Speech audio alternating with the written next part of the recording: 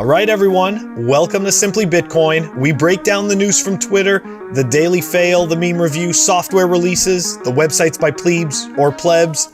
Today, joining us, special guest, fellow Bitcoiner and pleb, and member of the Lava, what is it, the Lava Council? Lava Pleb Council. The Lava Pleb Council?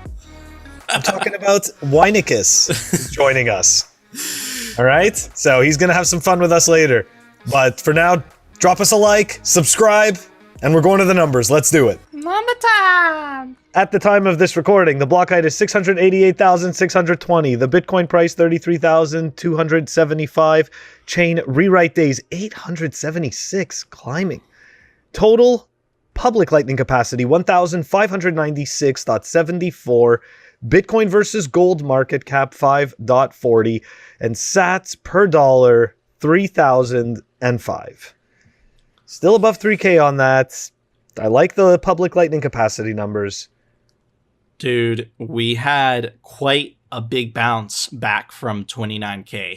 That was spectacularly fast. We dipped, we hit 29,900 or something, 29,980. And then we went straight back up to 34. That was crazy, dude. That was absurd. You know what? Oh, go ahead, Weinicus. It was a non-DCA kind of day. Like, you have to just jump in and catch knives. Oh, hell yeah, dude. I think all of us did, bro. You see Bitcoin under 30K, you're like, hell yeah. Sell everything I have. Put it into Bitcoin. But do you see that, like, the number for the chain rewrite days? I mean, 876. So we had a hash drop, and yet the chain actually got, in terms of how long it takes for, to rewrite the entire chain. So because the hash rate dropped, but the difficulty hasn't had a chance to adjust yet. Yeah. So, according to its current difficulty, right, those chain rewrite days are what they are.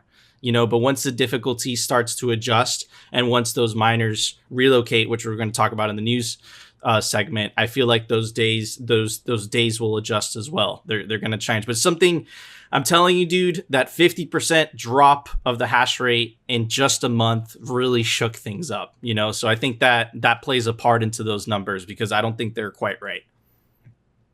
Yeah, I hear you. But anyways, Phil, it's time for, we spent a lot of time in this segment, but it's time for it. The daily fail. Okay, I promised you that we were going to leave Taleb alone, right? Oh man. Yeah, we did everything, I think we beat that horse dead, right? So, moving on, right? Metaphorically, obviously, metaphorically. Did not hurt any horses. No horses were hurt in the filming of this video. Anyways, it's kind of funny. Anyways, it's funny that we're saying that. Okay, so look. So, all right. So, Madi Gupta over here goes, public service announcement. A rogue dev from SharedStake has pulled the rug. That's right. We're going back to the DeFi garbage and the Ethereum circus. That's right. Anyways, withdraw all SGT and VETH2 liquidity as soon as possible. Okay, so what are they talking about? So it looks like there's another rug pull. Okay, and this is kind of what happens, right? Because at the end of the day, when it comes to Ethereum and smart contracts, the creators, right, they hold the keys to that smart contract, and they can take it anytime they want and run. So, what's this particular rug pull they're talking about? They're talking about SharedStake, right? Now, think about this, right? People went and put money in this, and look at the questions that are being, that were being asked already, a year ago. So here we go. There's a lot of information missing. Who are the people behind SharedStake? Legal notices. Where can I find your user base? Don't get me wrong, but your GitHub project was created recently and the website doesn't even explain the project properly, let alone the activity on the repo. Is there anyone from ETH2 that can vouch for your product? Okay.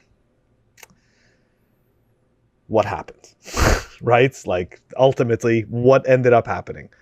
One of the developers of SharedStake is using their admin key to exploit the protocol's governance token. Governance is so good on the blockchain, isn't it? Helps everyone. Anyways, SharedStake is staking protocol for Shitcoin 2.0, which allows users to mint shitcoin in exchange for their shitcoins. Other team members have advised users to exit the SharedStake liquidity mining contract and the saddle pool ETH VETH and await further updates. Okay. So anyways, what ended up happening here? Here we go. The rug pull has led to a community debate around the admin keys, the special access codes that allow developers to access and change their protocol's key contracts. Users of Meerkat Finance, a protocol on Binance Smart Chain, also suffered a similar fate when their developers ran off with $31 million worth of funds. Okay, so look at what happened to the people here. That was another situation, but look at what ended up happening to the people in the SGT token that we're talking about. Their token value dropped 96% since this hack. Oof. All right. So this is just an absolute instant rug pull. It's completely brutal. Day in crypto, huh? Yeah, man. It's another day in the circus. Mad gains. Look, this is a use case, right? These are use cases. People trying to convince you, look at what it does. Bitcoin doesn't do anything. You're right. Bitcoin doesn't do anything. It doesn't do this. Okay? This doesn't end up happening to you. The developers don't get to pull this kind of garbage on you in Bitcoin, but they do get to pull it on you in shitcoin. There are no frickin' unicorns. Oh my gosh. They do exist. Come with me. Let's have fun adventures together. In the magical land of unicorns, there's no need for clothing. Whatever you say. Polish my magic horn. Okay. And then what happened? If you polish a unicorn horn long enough, it gives you magical unicorn mayonnaise. That's what I use to make these sandwiches. Man, look, dude, absolutely amazing work again by the better half of Simply Bitcoin. Phil, yeah, easy. Shout out to the awesome reporting, like always on the Daily Fail. But yeah, man, look. These people, I don't know what's wrong with them, but they just like to believe in fantasies. It's like you said, bro. They like to believe in unicorns and, everything in proof of stake could work and, and there's no emissions and, oh man, dude, but listen, at the same time, I think that we give them such a hard time, Phil, is because we've all paid the price of tuition. All of us in this room right now, we've all gone through that shit coining. It's part of the price of tuition. That's kind of like how you figure out that Bitcoin is the only true cryptocurrency because it's the only one that's truly decentralized, right?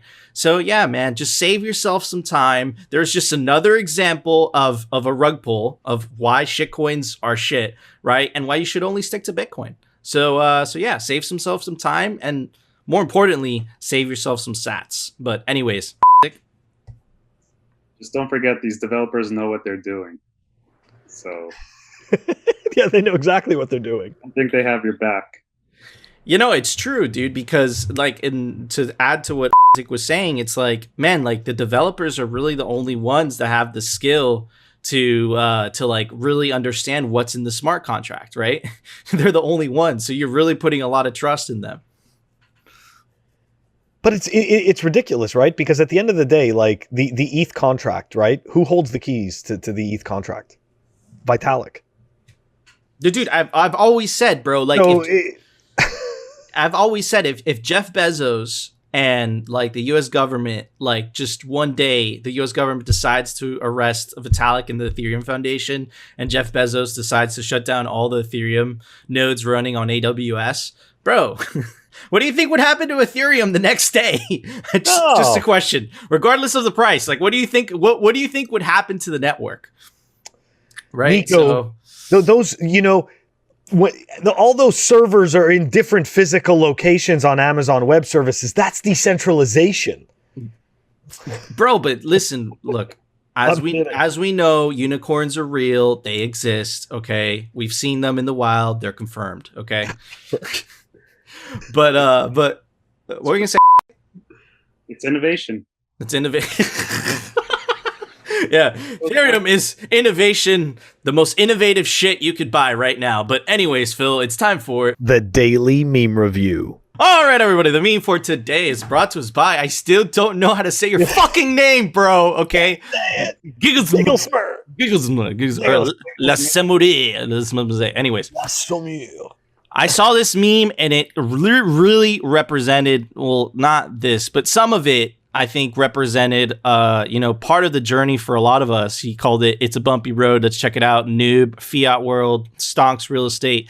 Bitcoin is bad for the environment. Bitcoin is slow. Rug pulls, meme coins, losing money trading, paid group, the Bitcoin standard, 1,000 hours of research." I think this is the most important part, to be honest. What the amount of time you spend researching Bitcoin. Self-sovereignty, I think that's another very important. Austrian economics, and then maximalism, right? It just perfectly describes, man, because it is kind of a treacherous, very long route where you lose your money to the shit coins in the beginning, and then you figure out how to store your Bitcoin properly, and that meme perfectly just represents it in this condensed little image, and that's why memes are so awesome. Anyways, I'm gonna give it a White Rabbit golden bookmark. I don't think you could buy these anymore. Anyways, what are you going to get it, Phil? Dude, what are you going to give it? You cannot buy these. And I also have the 3 bookmark set from White Rabbit. Shout out to White Rabbit because he's awesome. And he disappears from Twitter and then he comes back, and it's awesome because we want him to stay. Just stay, White Rabbit. All right, anyways. I am going to give it, okay, because I promised him that I would wear it, but you know what? You're never going to end up seeing the shirt. So here we go. I'm giving it it's a Citadel shirt from Bitco, okay? Oof. Yep. Bitco.cc. That's that's his version of the Citadel flag, right? We've got his version and we've got the US version, which I think Crypto Cloaks has.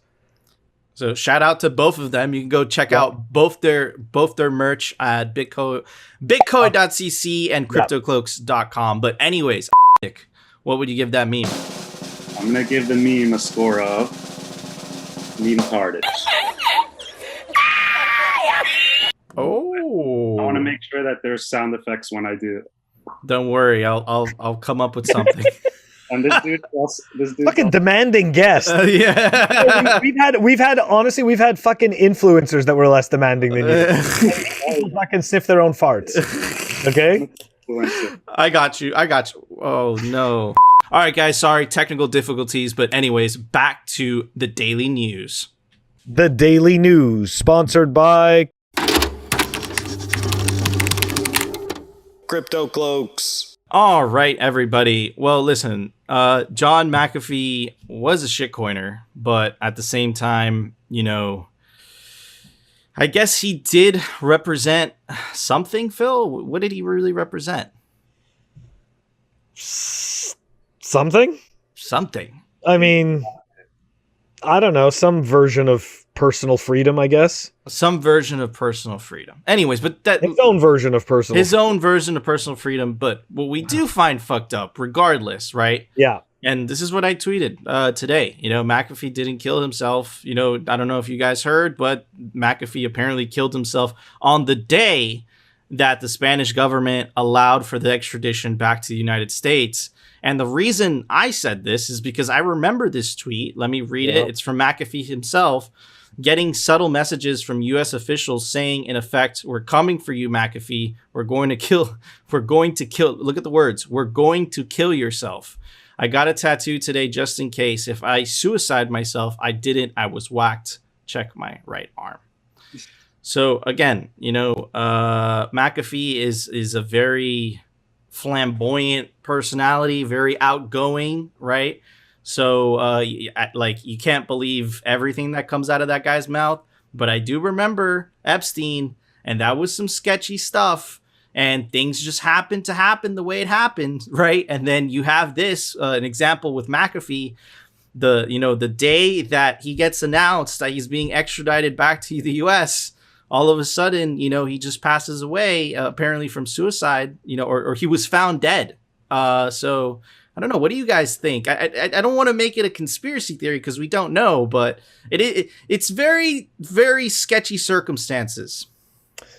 Well, I'll say this, right? I mean, there's got to be somebody that maybe accepts bribes. I mean, I know that you're thinking that, like, maybe, based on what he wrote, that he was whacked, but maybe he didn't kill himself and maybe he wasn't killed. Maybe he's just not dead. There's that possibility too.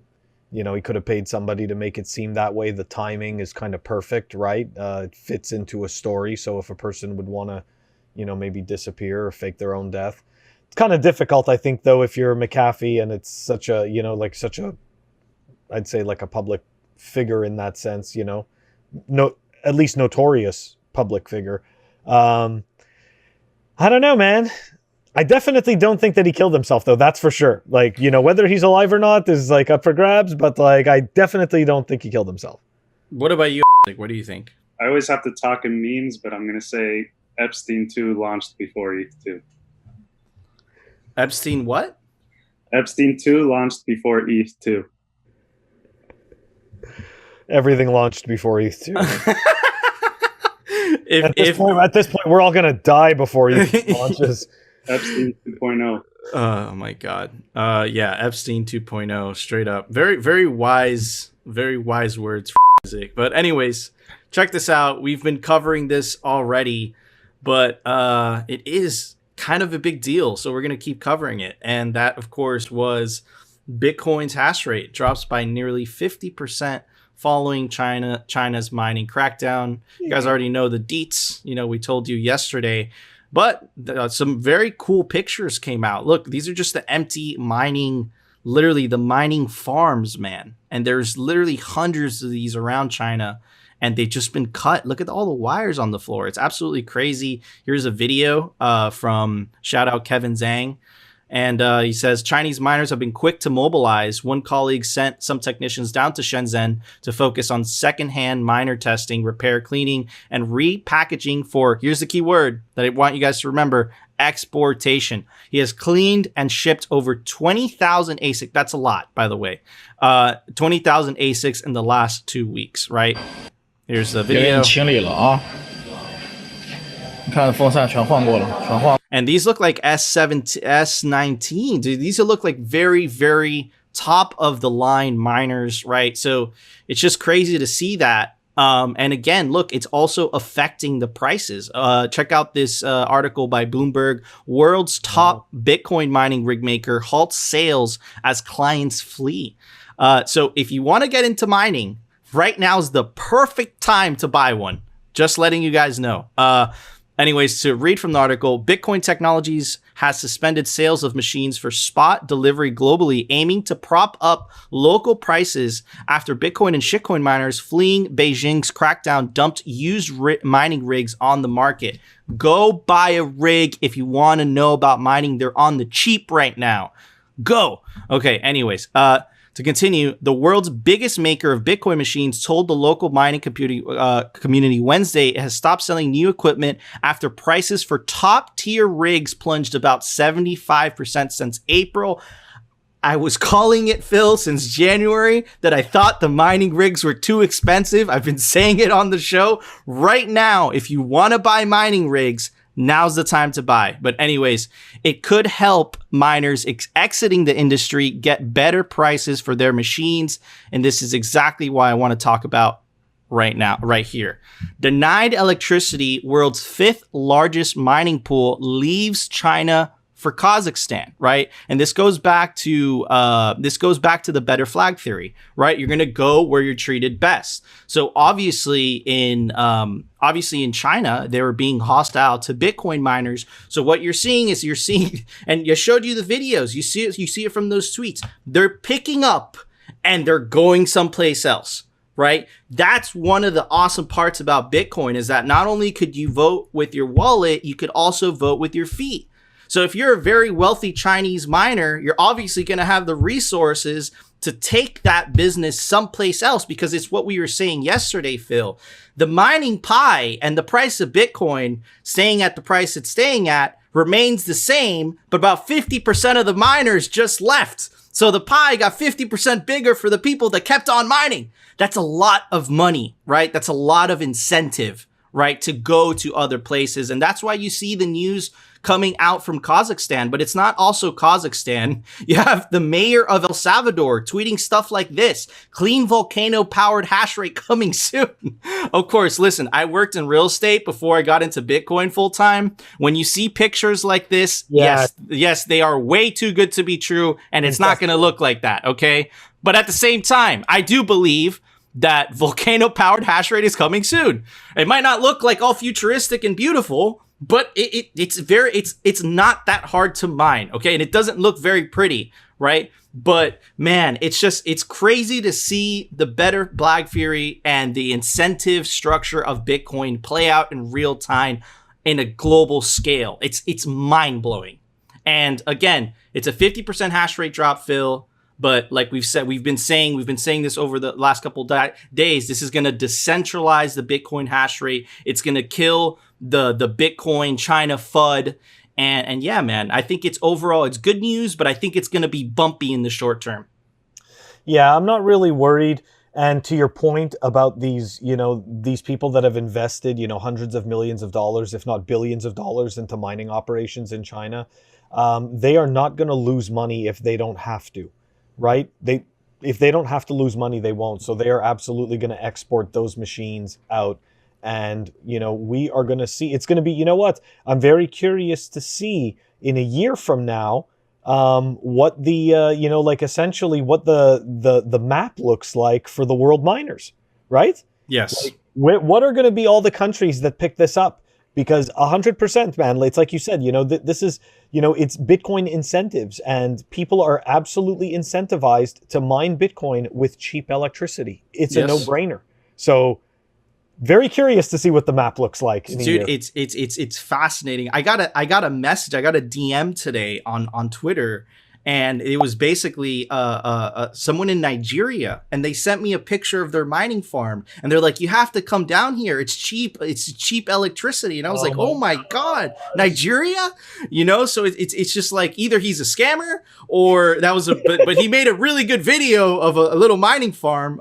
So you never know. But anyways, he then asked for money, so that at least so he might have been legit. The point is that the Bitcoin hash rate, it took a dip, but is decentralizing in the process, therefore making Bitcoin stronger, right? But anyways, what are your thoughts on this? I just want to give a shout out to Kazakhstan. Kazakhstan is the greatest Bitcoin hash rate country. Oh my god. And that's it. That's it. Okay, wise words from I love the song. Software releases.